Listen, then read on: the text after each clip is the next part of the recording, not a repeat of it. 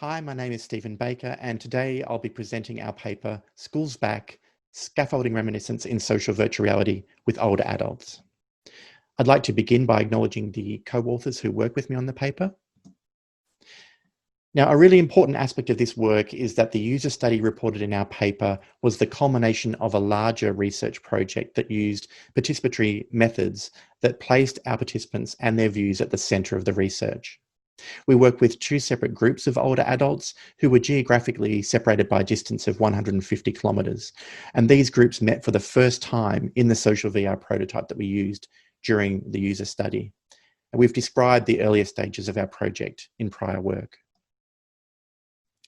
The social VR prototype that was co-designed with our participants was designed to foster reminiscence about their school experiences. And our paper focuses on the reminiscent scaffolding techniques that were designed for the prototype.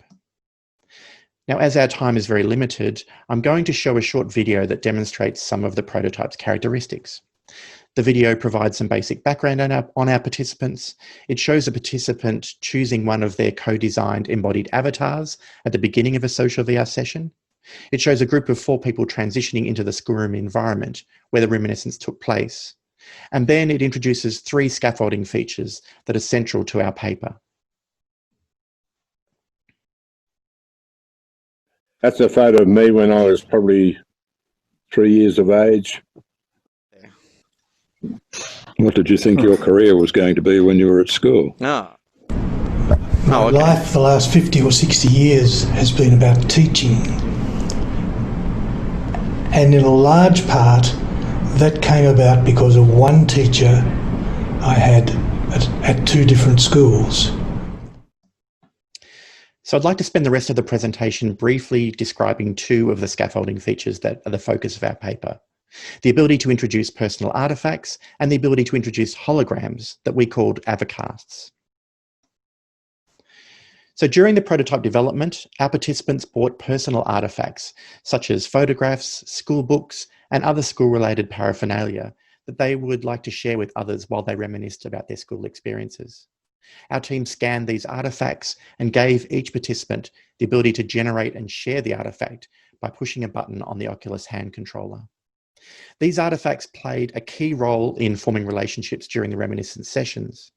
For example, when Holly generated an artefact of a cooking book that was used in home economics class, Chloe recognised that she had used the same book, and this led to long conversations about their shared experiences. Our paper discusses how this scaffolding technique might be enhanced by more robust 3D scanning techniques and how these scaffolding features can be key to unlocking autobiographical memories. While there were 16 participants in our study, only 3 could be co-present in each reminiscence session. So we designed Avacasts to allow other participants, represented via their holograms, to enter into the reminiscence sessions and tell stories about their school experiences. This, in turn, promoted conversations among those present in the virtual environment.